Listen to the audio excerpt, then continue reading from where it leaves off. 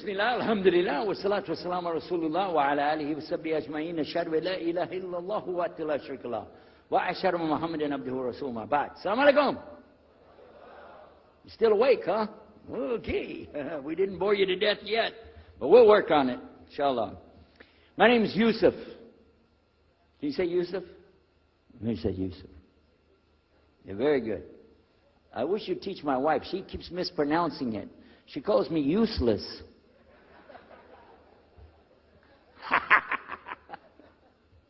Alhamdulillah. Now, how many of you were in the program today? I was teaching us, trying to teach about how to call the people to Islam called da'wah. How many were there? Okay? All right. I just used an example what I was telling you about. Remember I was telling you when you introduce yourself to somebody, you got to get friendly with them. So I just used an example right there. Because this will disarm the people. This disarm them and make them relax a little bit. Because they're coming to you with things like, how come you Muslims has to kill all the people? What kind of question is that? How come you have to beat your wives? Why does your book tell you that you're the only ones going to go to paradise? So these kind of questions, when they come to you, what are you going to do? So the first thing, as we said in the program, and I hope, by the way, if you didn't join us today, join us tomorrow. Are we continuing tomorrow on the Dawah thing or no? Oh, okay. But when we're doing it, you look through the schedule. I'm not going to get into that, but just look through the schedule and join us for this whenever we're talking about the Dawah. Because part of giving Dawah is you. And if the people aren't buying it, they're not going to listen to what you got to say. So you got to soften them up a little bit. Got me? Okay, where are we? The subject tonight is the subject of priests and preachers entering Islam. And often people ask me, we heard about you used to be a priest or something, and you came into Islam, so, tell us about it. We want to know, how does that happen? And it's not just Muslims who want to know. Non-Muslims would like to know the story too, because they feel like, you mean you didn't understand? I mean, you were a priest, you didn't understand about Jesus? Come on, man! So, it's a topic that I talk about a lot. The first thing I have to do is clarify a couple of points. I was not a priest. In the English, we use the word priest to mean somebody who is in the Catholic Church. If you're not from the Catholics, if you're from the Protestants, then you don't use that term. We usually use the term, for instance, pastor, minister, preacher, reverend, and these are some of the titles. We came up with an awful lot of them because that's the way humans are, right? Give ourselves titles. So, I was a preacher and a minister of music.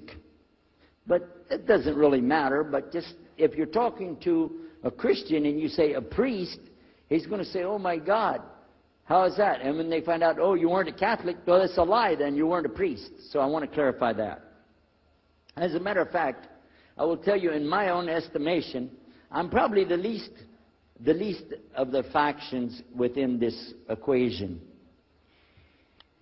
Because there were so many other people that came into Islam at the same time I did. That's why it takes a little bit of time to tell the story. But they asked me to tell it tonight, so we're going to do that. But I want you to listen carefully to realize what goes through the mind of a person that's not Muslim. Okay? And I usually start out by telling people that my father and I were both ministers, and both of us were also businessmen. In the reverse order. We were business first and preacher second. Got me? Because, well, as they say, business is business. And that's exactly how it worked. We operated mostly in Texas. We had a place in San Antonio, Houston, and also in the Dallas area. And we were very concerned about Christian conditions. So my father started something called Concerned Christian Centers. And basically, if you look at it from a material point of view, it was a place to sell stuff.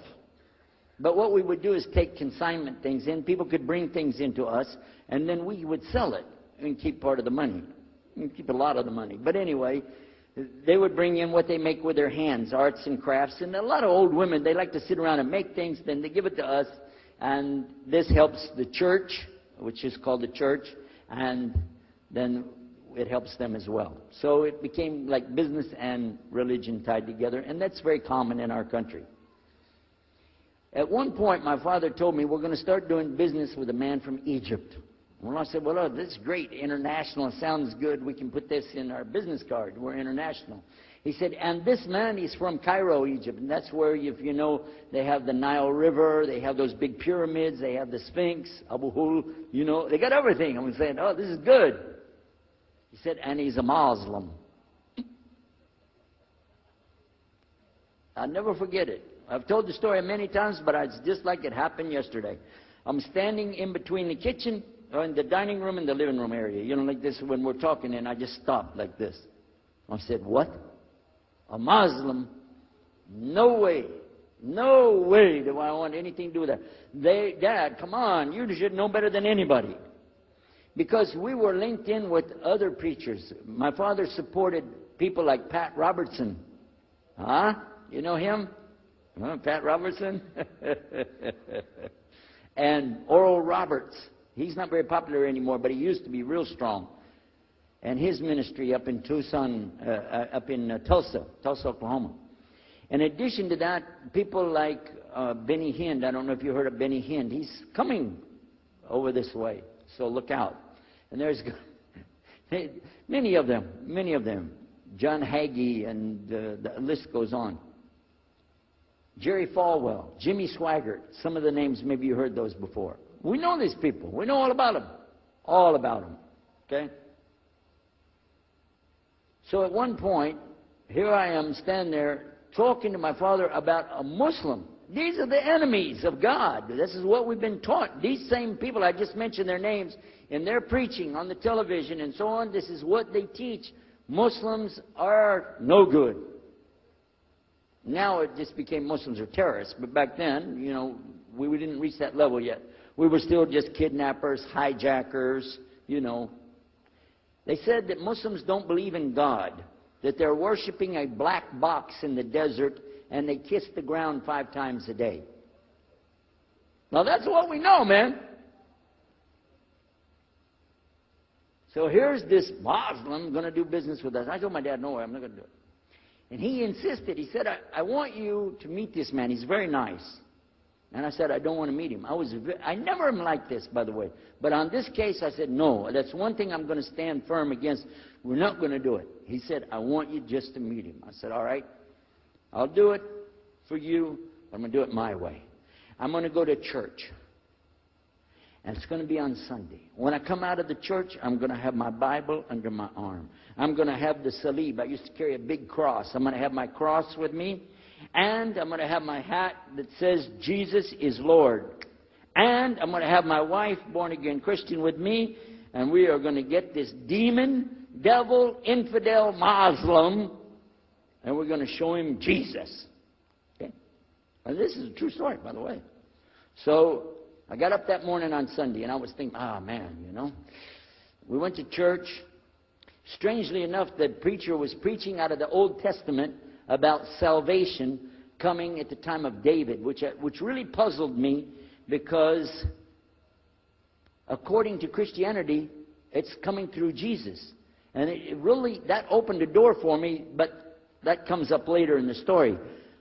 Why was he saying there's salvation before Jesus? That's interesting. Now, when I get there to my father's store, I'm looking around, you know. I'm looking for somebody wearing, you know, a long white robe and some kind of black, you know, thing over that, with a long beard, and I guess I was looking for me, wasn't I? Anyhow, when I get in there, I don't see this guy. By the way, imama, sword, everything. Ayatollah Khomeini, maybe. This is what I had pictured. I said, where is he? I'm ready. My father said, he's over here. I said, where? I said, here. This is a normal guy. He was normal. He didn't have a beard. He didn't have any hair at all. How do you do? I told him my name. He introduced himself. His name is Muhammad. I said, how do you do? after the niceties of hello, how are you, how's everything, I said, do you believe in God? He said, yes. Oh, yeah? Sure. I said, but do you believe in the God of Moses? He said, yeah. Abraham? Yeah. What about David and Suleiman? He said, yeah. So when I meet this man, I'm impressed that he's believing these things, but I thought maybe he's just saying it. So I even asked him, what about Jesus?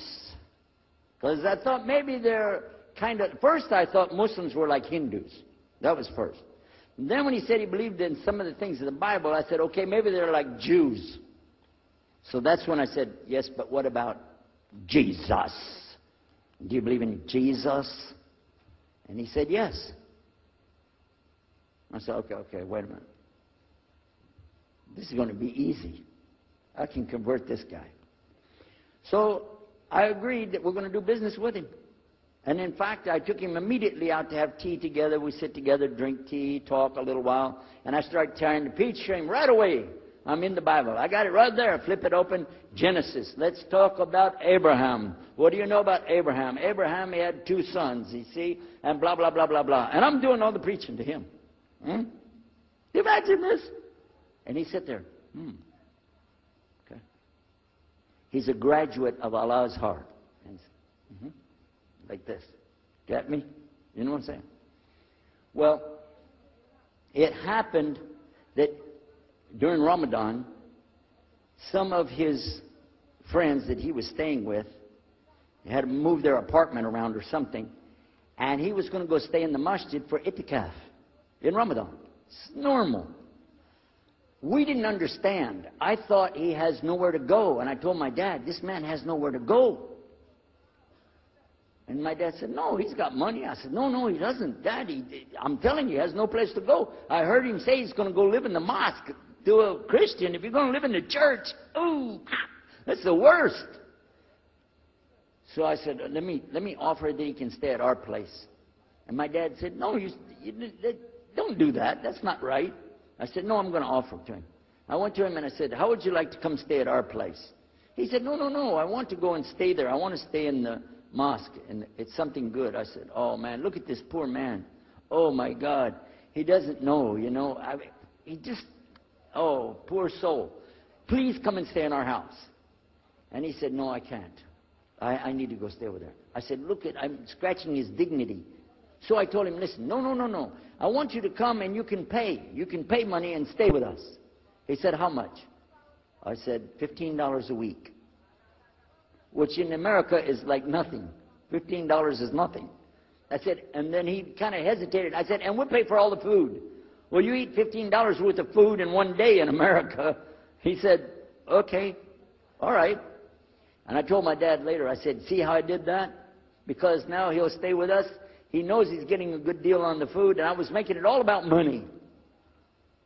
Well, I didn't know he wanted to come and stay with us. He wanted to learn about how are Americans and how is the dawah going to be. What do we believe? Especially people who are preaching.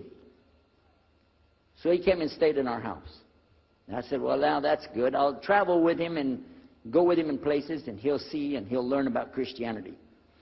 As we were traveling and working together, we put up tables just like this and booths and things and set things out for people to come and look at them and sell things. And I caught him one time.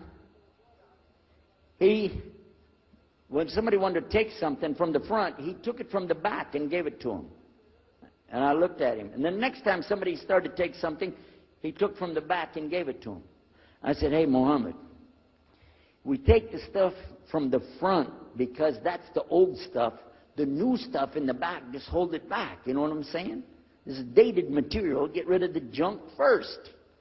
He said, no, I can't. In my religion, we can't sell something unless we give the people the best. I said, got me on that one. And I'm supposed to be telling him about a better deal. I said, okay, yeah, whatever. You're never going to make any money, though. But that's all right. Over a period of time, I came to learn a lot of things. Also about being humble. A lot. because this man was obviously well educated, very articulate, could really talk about a lot of subjects. In fact, I tried to debate with him about many things, but he was so wise and well educated that he could see what I was doing, and he would take it easy and let me win every debate. I could win any debate with him if he wanted me to. But if he wanted me to lose, I was going to lose. This was how well he could handle it. Now, what happened, one of the preachers that I knew, another preacher, who used to carry a big cross and walk down the street so people would stop and talk to him about religion, he had a heart attack, and he went to the hospital. So I went to the hospital to visit him, and when I was visiting him, I met another man in the hospital who was in a wheelchair. This gentleman had a problem. He didn't want to talk to anybody. And I told him, let me witness to you. Let me share the message of Jesus with you. So I took out my Bible, and again, I started telling him about a prophet, Prophet Yunus, alayhi salam. And I'm telling them, look at Jonah. He's in the belly of the whale. He's in the sea. He's down there like this, and who knows how long. And suffering like this, you don't have as big a problem as that. And God saved him, so he could save you too. He said, didn't want to talk to me. I asked him, what's your name? He didn't want to tell me. Where are you from? He said, I'm from Venus. So what's that? Well, we do have, there is a Venus, Texas, by the way. But he said, you know, he's from another planet. So I kept, each time I would go, I would talk to him, witness to him. Finally, one day, he started crying. I was pushing his wheelchair around. I took him down. I rolled him around different places. He started crying one day. He said, I'm going to confess something to you. I need to confess something to you. Now, to a Catholic, confession means you're going to tell the priest all your sins. And then he's going to forgive you. Well, I wasn't Catholic. And I told him, listen, I'm not Catholic and I'm not a priest. I'm a preacher. He said, I know. Better than you do. I am a priest. I said, oh my God. This man is a priest?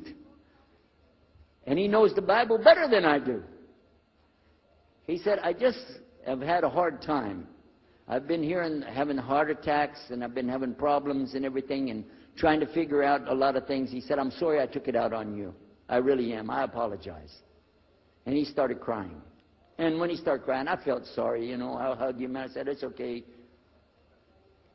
One day I went to the hospital, and my friend was gone.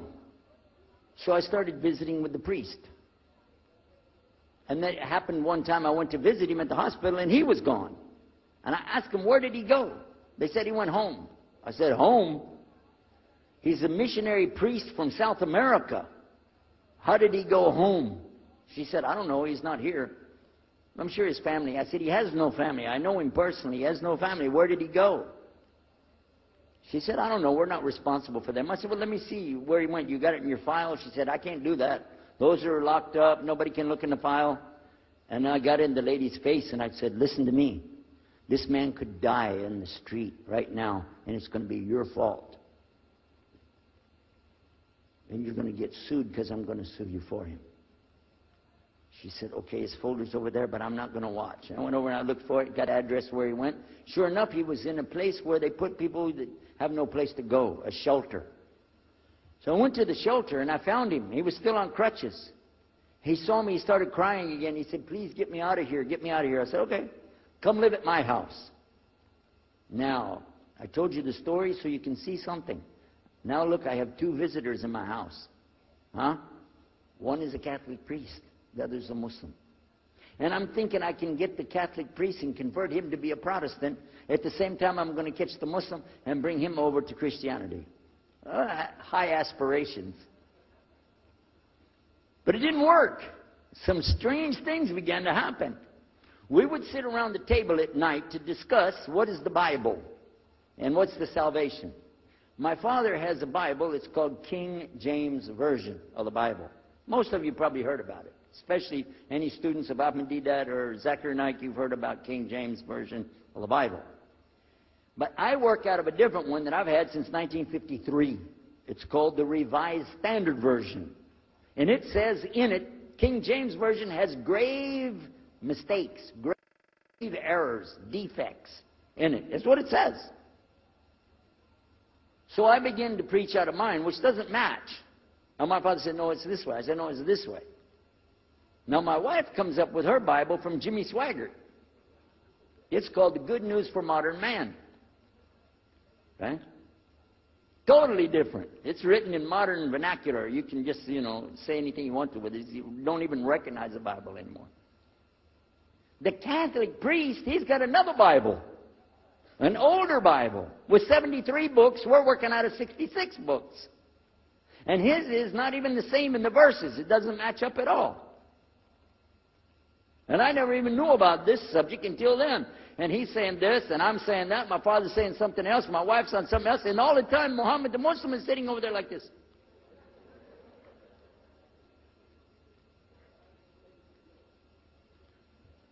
So we asked him. I guess it was me. I asked him. I said, well, how many versions of your book, your Quran, do you have? He said, the Quran has no versions. There's only one. It's original. It's in the Arabic language. ذَلِكَ الْكِتَابُ لَا رَيْبَ فِيهِ. This is the book that has no doubt. Huda lil-muttaqin. It's guidance for those who have taqwa for Allah. As Sheikh Muhammad Jabali was just telling you about this shield or taqwa that you have to have between you and Allah subhanahu wa ta'ala. And only certain people are going to get the huda, hidayah, dina, from this Quran. These people that have the taqwa. So when he's telling us that the Quran is one, I'm going, huh? And it's in the original language, we still have it. You know what I was thinking? He's lying. I was sure he was lying because he could see the problem we were having, and he just sat back and made that up. But I don't know Arabic at that stage, so I don't know what to say. Maybe, I don't know. And he left it at that. He didn't try to preach. But it put a big doubt in my mind now about, we got all these books, he's got one, and la rayba fi, no doubt in it. So another time, we had another discussion that came up. Now this time, I went to the other preacher who had the cross. And I was asking him, I want to be able to explain the Trinity. He said, you know the Trinity. I said, yeah, I know. And I know the Council of Nicaea when we had that. But I want to know the way to explain it so a human being can just understand it. He said, okay. It's like an apple. Just take an apple. The apple has a shell around the outside, the skin. Inside is the meat. Inside of that is the seeds. Okay? 3 things, 1 apple. That's the way. I start going back, I'm going to tell this Muslim about the Trinity. But on the way, I remember his arguing with me, his way of debating with me. I said, no, he's going to tear me apart. As soon as I say seeds, he's going to say there's more than one. So it could be 7 or 8 or 9 or 10 gods all rolled into one. No. It's got to be special. It doesn't work like that. Let me go back and try again. So I went back to him. I said, what if he says there's more than one seed in there? He said, okay. I said, and besides, it could have a worm running through it. Then that would make it go up another notch. What can I do about that? He said, okay, forget the apple. I said, okay. It's like the babe, the egg. Use the egg. The egg has a shell. Inside of the egg is the white. Inside of the white is the yellow. 3, 1 egg. That's it. That's good to go. Now I start going home again, and it hit me. Wait a minute. The egg could have a double yolk. God becomes 4, just like that. Plus, it could be rotten. I'm not going to ask him again. So at the market one day, I saw a man, and I was talking to him because I was listening to some things that Muhammad had told us about the belief in Islam. Allah is one. And so I was telling this guy, I got some doubts about the Trinity. He said, you a preacher, you have doubts? I said, yeah, it doesn't make any sense. It doesn't make any sense. How could 3 be 1? He said, okay, look. You see me? I'm one man. I said, yeah. He said, my wife? Yeah. It's one person. Yeah. He said, my son? Yeah. 3. 1. One family. It's the family of God. Use that. I said, there you go. The family of God. You don't get very far on that one, and you realize right away they could have another kid just like that. But worse, they could get a divorce. You want a God that can get a divorce? Huh? In Texas, if you get a divorce, your wife gets the cars, house, your retirement check, your 501, your TO plan. She's going to get your computer and even your email. You got nothing left. And I don't want a God that could have a worm in it. I don't want a God that can be rotten, and I don't want a God that can get a divorce. I want to explain this Trinity the right way. Sure enough, the subject came up, Trinity. There we are. Now here's the priest trying to talk about the Trinity is like an apple. I'm going, go there. And then he's an egg, don't worry about it. The family of God, forget about it. I know what's going to happen. So we ask Muhammad, we say, okay, what do you say about God? What do you think he said? أعوذ بالله من الشيطان الرجيم بسم الله الرحمن الرحيم قل هو الله أحد الله الصمد لم يلد ولم يولد ولم يكن له كفوا أحد. And he explained it something like this. Say he is Allah, the unique, not like anything else. He's eternally sought after by his whole creation, but he doesn't need the creation. He's not the father of anything. He's not the son of anything. He's not like anything. And he is unique. Ahad. I said, boy, that's exactly what I already think, but I can't admit that. That sounds too easy. But plus in the Quran, Allah subhanahu wa ta'ala tells us to tell the Christians, don't say three. Here's a little point. I'm going to go out of the story for a minute to show you something. Nowhere in the Old Testament, the Torah, or the Zabur, the Psalms, or the Injil, which is the New Testament, nowhere in the Bible do you find the word Trinity. Not once.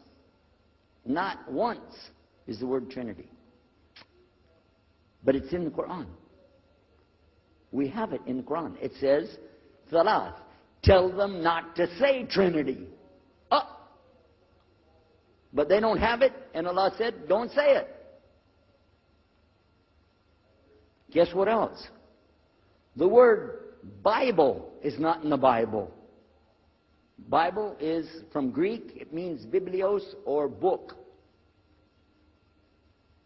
Book. But it's in the Quran many times. Is it? Kitab. Book. Ahl Kitab. People of the book. So we found in the Bible a shortage. They're talking about it, but the Quran is explaining it. I found actually in the Quran, I can explain the Bible much better because it gives me the things I didn't know how to explain. So then in my mind, look what I did. I started realizing what he was saying was true, but I never admitted it. Instead, I was taking this and mixing it. And when I would go give my next talk, I would say, so and so and so, and I would use what I learned from the Quran to explain what's in the Bible. Some of the people liked it, but some of them didn't. Because when I began to talk about salvation being based on what? And the Bible tells you in there, there's no Savior except God. It says it real clear. Jesus is not your Savior, God is. When I found that, I said, okay, let me try another way to explain that. Each thing as I would learn it, I'm trying to change how I'm presenting the thing. It still doesn't dawn on me, I need to do something. But I could see for sure God is only one, and so I totally forget the Trinity thing. My dad never did believe it anyway, so he had no problem with it. Now we come to some new thing. The priest asks the Muslim, can I go to your church with you? The mosque. He said, sure, come on. Well, he went, and they came back. So we took the priest aside. Come here, come here. What do they do?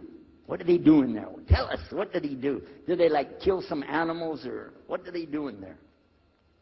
He said, no, they just stand there like this, and they pray, and they leave. I said, what? They pray and leave? He said, yeah. Okay, what kind of music do they have? He said, they didn't have any music. No music?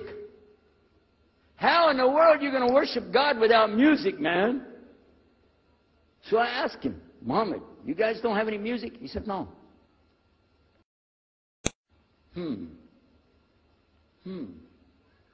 Now, I'm in the piano and organ business.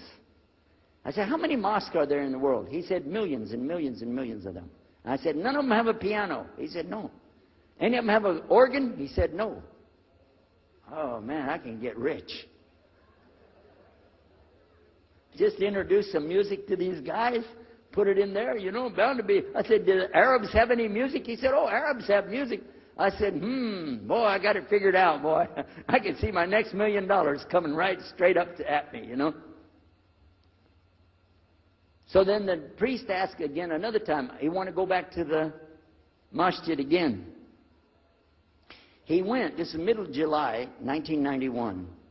He went to the masjid with him again. And by the way, this masjid, Sheikh Mohammed Jabali knows it very well, is on Medina Drive in Arlington, Texas. And that's where they were going to, because we were living in Midlothian, just south of Oak Cliff and south of Dallas. So they didn't come back. All night we're waiting. What happened? Very late they came back. And when he came in, I looked. There's Muhammad. I recognized him. Who's the guy with him, though? He's wearing a white jalabiyah, white dress like this. Has a white pillbox cap on his head. And I looked at him and I said, Pete. His name was Father Peter Jacobs, but we're not, you know, Catholics, so I don't have to call him Father. I said, Pete, did you become a Muslim? He said, Ashhadu an la ilaha illallah, Ashhadu Muhammad Rasulullah. I said, oh my God. Now I used to have cameras like these cameras right here, because we had a television show called Estes Music Jamboree. So I got one of our cameras out, opened it up, set it all up on the tripod, and I was going to interview him and ask him, well, you know, why you went to Islam? What happened? While I was talking to him, though, he fell asleep. So it was still in my mind, and I was thinking, what am I going to do? This is too amazing. Now here I'm preaching to the people, and I'm trying to change what I'm saying, and here's a priest, just became a Muslim. My father's saying it's a good deal. It sounds all right to him. I don't know what to do. So I decided I'll talk, make mashura. I talked to my wife. We have an apartment upstairs. We were in our apartment up there, and I'm telling her, oh, you know, a priest became a Muslim today. What is that? And can you imagine what they were saying about the Quran and saying about this and so and so? All of a sudden, she said, I want to get a divorce. Oh, whoa, whoa, whoa, whoa, whoa. It's not the subject, but what happened? She said, no, all this talking about religion and talking about Islam, and so I can see. I said, oh, no. No problem here. No problem. I said, you thought no, I was just observing somebody else. No, I'm not interested. Trust me. I don't want to be with those Muslims. The last thing I want to do is be with a Muslim. No way. Just put your mind at ease. She said, I need a divorce. I said, where are we going with this again? What's the problem with that? What happened? She said, a Muslim can't be married to a Christian.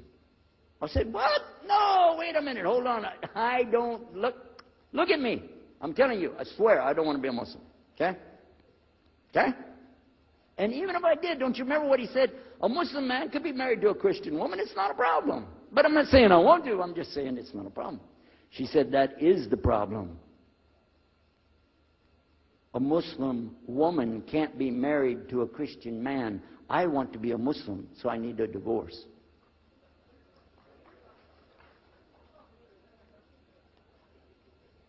I'll never forget, I was sitting right on the edge of the bed, just sitting there, you know, and I almost fell over. I said, at last, I can tell the truth. I can say it. I didn't realize that she liked the idea. I was afraid. I said, okay, the good news is, I too want to be a Muslim. You know what she said? I don't believe you. I said, no, really. I was just saying that because, you know, but for sure, just so you know, I want to be a Muslim. I've been thinking about it. I want to be a Muslim. We're both going to be Muslim. Alhamdulillah, it's going to be great. Right? You know what she said? I don't believe you because you're either lying right now or you were lying 5 minutes ago when you said you didn't want to be a Muslim. And either way, I don't want to be married to a liar. So get out.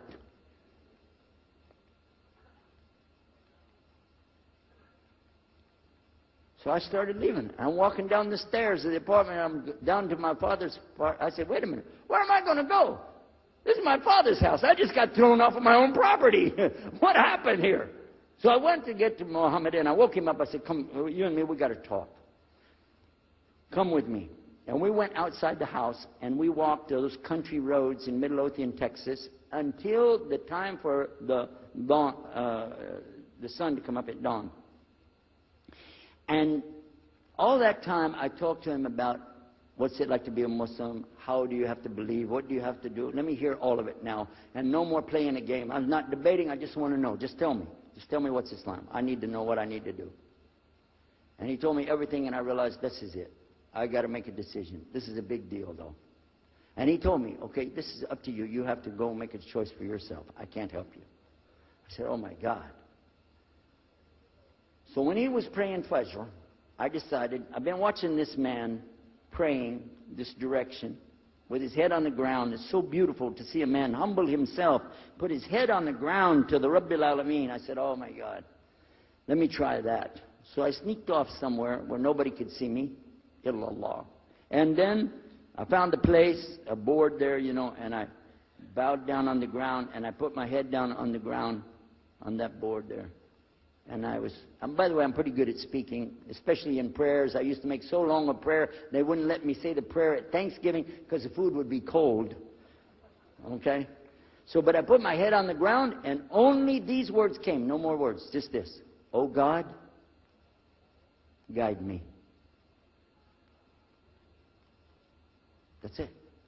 And I was thinking, well, I got to say more than that. Nothing. Oh God, if you're there, guide me. That's it. After a while, I sat up and I looked around.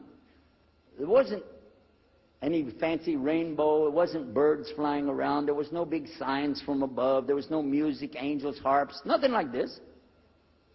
It was just a cloudy day in Texas.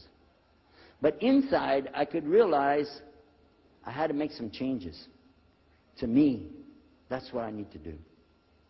There's the problem. It's inside of me. Within a few minutes, it became clear what I needed to do, and I had to develop an idea of how to pull this off. I talked to my wife, I talked to my father, I made a bath, and at 10 o'clock that morning in Midlothian, Texas, I went in front of this man named Muhammad and this new man named Yahya, who used to be the priest, and I said, Ashhadu an la ilaha illallah wa ashhadu anna Muhammad Rasulullah.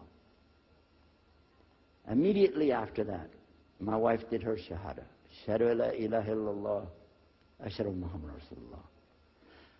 A few months later, my father did his shahada. Ashhadu an la ilaha illallah, ashhadu anna Muhammad Rasulullah. Step by step by step, we saw so many people enter into Islam.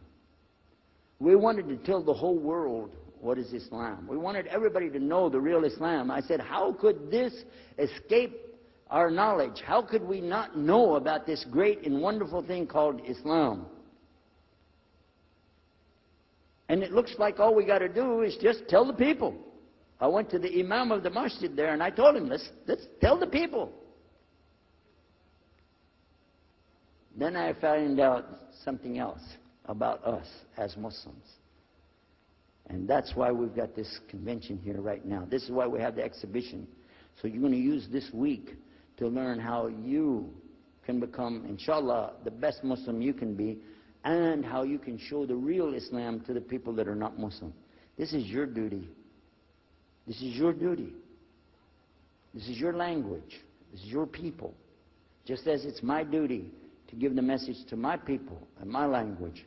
And so the same way, it's your duty to give the message to your people. Allah will not ask you if they made shahada, but He will ask you if you delivered the message. Alhamdulillah, today, I can tell you with no doubt in my mind, we have seen thousands of people give shahada. Several hundred at a time. And I don't do it through debates. But I don't need to debate any Christian. I was a Christian. I am a Muslim. If you want, I can give you both sides. Easy. Okay? I'll play both parts. I'll be the Christian and tell you this, and then I'll be the Muslim and give the answer. And there won't be any argument. And I've done that so many times. And let me share one story with you before I end. I'm going to leave now. Inshallah. I was telling the brothers today that I was asked to give a talk in a church in Hagerstown, Maryland, just outside of Virginia. This was in 1999, and I went there and I gave a talk in the church on Sunday. Because I know how to address the people. How many years was I a Christian? 50 years? I know what they want to hear. Get them ready, and they said, oh, wow, this is normal preaching. But then when I came to the part, La ilaha illallah, I stayed on La ilaha illallah until they said, yes, that makes sense, it makes sense. There was one old lady that she was saying yes. Afterwards she said, yes, but I just don't want to do it the way you're telling me. Okay? But guess what else happened? 2 people did Shahada right there. Hello? In the church. In front of their preacher. They said, yes, we agree. We like this. We want to know more. And we say there's only one God to worship. Shahadu la ilaha illallah. In front of the preacher. And one of them was his daughter. I took them to the masjid, and they did Shahada in the masjid that afternoon, a Sunday afternoon. And later, the boy, he married the girl. They're Muslims living there now. Now, let me ask you a question. If I would debate and argue with this preacher and made him look stupid, would he ever bring me back again? No. I'm going to ask you a question. If you were at a place and you saw somebody change their religion to another religion in the temple of that religion, and the father was the priest there, what would you think? Is that man ever going to call me again? Do you think he'd call me again? 3 months later, he called me again. Come back again. We really enjoyed it so much. I said, how's your daughter doing? I want to remind him, see what he's going to say. He said, well, she's doing fine. She likes Islam. It's very nice, lovely. She treats us so good. You know, we're amazed at her personality. We love you guys. Could you please come back again? And I did, alhamdulillah. So I'm just showing you that it's not guidance from me, not guidance from you. It's guidance from Allah. Allah guides whom He wills. Whom He wills. So we ask Allah to guide me, all of us, and all the people. And whoever He guides, they'll be fine. But whoever Allah doesn't guide, they got a problem. Serious problem. Our job here with this exhibition of peace, vision of Islam, is to do one thing. Communicate the true message. If the people don't want it, that's your choice. That's their choice. You don't have to take it. But it's our responsibility in putting this on, all the scholars that are here, it's their responsibility to tell us what's the truth in Islam and let us see for ourselves. And that's what we're going to try to do through this week. So I need you guys to listen to me. You have to participate. Your side of it. Your side of it is to show up every day. And your side of it is to bring other people. I want you to look at all that blue plastic. Look at the blue plastic back there. You see that blue plastic? The next time we come up here, I don't want to see blue plastic. And that means I don't want you to steal the chairs tonight, okay? I want you to go get some people and fill up those chairs so they can hear this message before it's too late. Because if that man from Cairo, Egypt, had not taken the time to spend 3 months of working slowly, carefully, nurturing myself, my wife, my father, my daughters. They also became Muslim, by the way. I forgot to mention that part. And a priest. Look at what Allah gave him. And from all the people that we gave Shahada, this man in Egypt is taking the reward for that, even now. Even now. I'm not saying you'll give a Yusuf Estes the Shahada, but I'm saying Allah will give you the reward according to what you're trying to do. Please don't leave this place tonight and forget what you heard here. Please carry this with you.